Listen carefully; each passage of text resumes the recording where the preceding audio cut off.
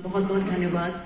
मैं कई बार अपने को चीटी काट के मैं ये महसूस कराने की कोशिश कर रही थी कि मैं जहाँ बैठी हूँ और मेरे सामने ये सब कुछ जो हो रहा है और पिछले 1-1.5 घंटे में जो कुछ मैंने महसूस किया है ये सच है, क्योंकि मैं भारत के एक ऐसे हिस्से से आती हूँ जहाँ बहुत निराशा है, बहुत अंधेरा है, बहुत नाउम्मीदी है और बहुत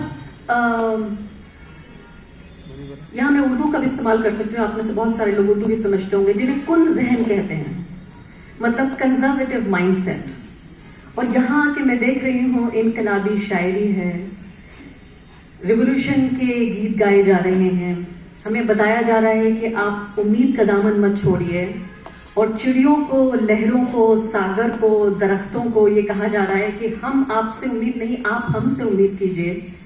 किताबों का यहाँ मेला लगा हुआ है। आप यकीन जानिए मेरा दिल कई बार भर आया सिर्फ यहाँ बैठकर। पहले वहाँ गई किताबों के मेले में और उसके बाद फिर यहाँ आप लोगों को बैठा हुआ देखकर और उन लोगों को गाते हुए देखकर मुझे लगा कि ऐसे भी लोग हैं जो मेरे गीत मेरे हैं लेकिन अपने मुख से गा रहे हैं।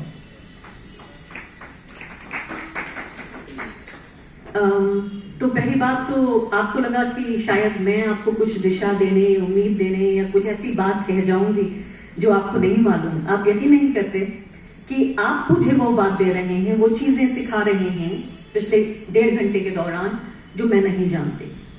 और यहाँ से मैं बहुत सारी उम्मीद लेकर जाऊंगी और आपसे एक वादा भी लेकर जाना चाहती हूँ।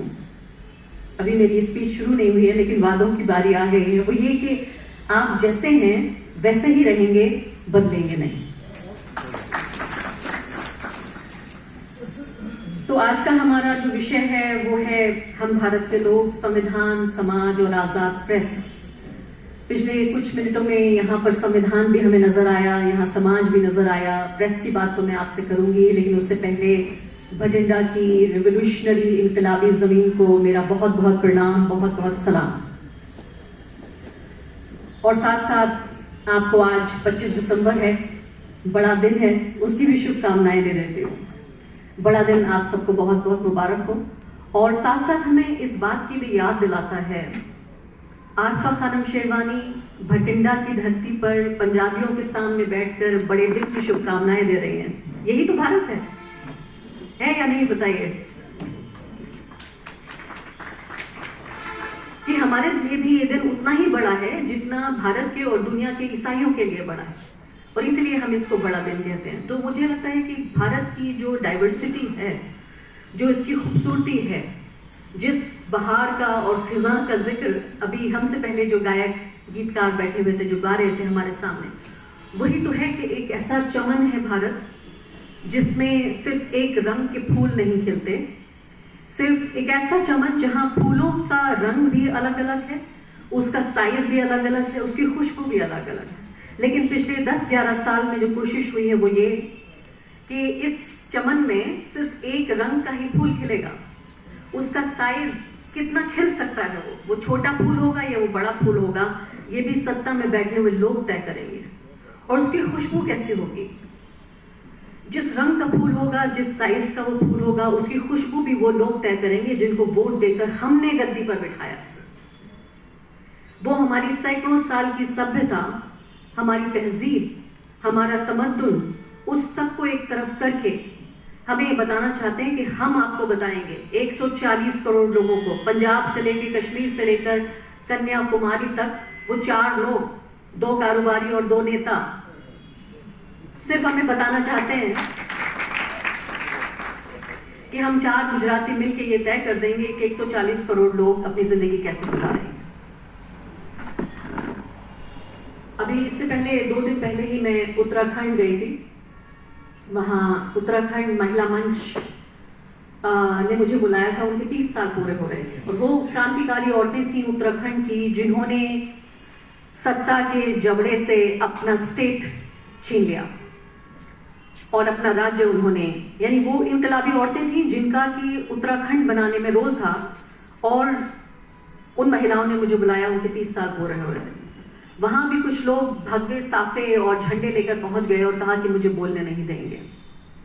आप सोचिए कि 11वां साल इन लोगों को सत्ता में हो रहा है, देश के हर संसाधन पर इनका कब्जा है, सरकार से लेकर ब्यूरोक्रेसी से लेकर कारोबार से लेकर मीडिया का पूरा महकमा इनके पास है।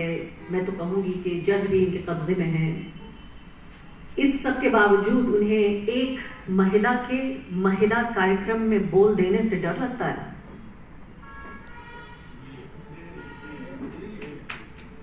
और फिर मुझे याद आता है वो नज्म जब कहा जाता है कि वो डरते हैं कि ये गरीब कमजोर लोग हमसे डरना बंद कर देंगे। डर इस बात का है, पाश ने ही कहा था शायद कि ये गरीब और कमजोर लोग हमसे डरना बंद कर देंगे, इसलिए वो डराने की तमाम कोशिशें करते हैं और एक महिला को महिला कार्यक्रम में बोलने नहीं देते। और मैं सोच रही थी कि महिलाओं को लेकर तो इस देश में जिस तरह का एक रिवाज है, जिस तरह से महिलाओं को देखा जाता है, वो तो बड़ा ही हार्मलेस, मतलब बड़ा हानिकारक है। महिलाएं 10 हो, 20 हो, 50 हो, 500 हो, क्या कर लेंगी भाई? पुरुषवादी जितना समाज है ये, अभी भी देखिए सरकार में बैठे हुए लोग, खुद हमारे सबसे बड़े नेता कहते हैं कि 56 इंच का उनका सीना है। यानी कि उनकी सिर्फ नीतियां और राजनीति ही मर्दवादी नहीं है, उनकी भाषा भी मर्दवादी ही है। तो वो लोग भी महिलाओं से डरते हैं कि उन्हें बोलने नहीं देते। अब मैं थोड़ा सा आपको अपने बारे में बताती हूँ कि अभी मैं आजकल क्या कर रही हूँ। इससे पहले कि, और ये भी मेरे विषय से ही बहुत भटक नहीं रही हूँ विषय से, जब मैं आपको ये बता रही हूँ कि आजकल मैं क्या कर रही हूँ। आप सब जानते हैं कि मैं पिछले करीब 2 दशक से भी ज्यादा से पत्रकारिता में हूँ। मैंने एनडीटीवी, राज्यसभा टीवी जैसी जगहों पे काम किया और अभी 2017 से मैं द वायर में हूँ।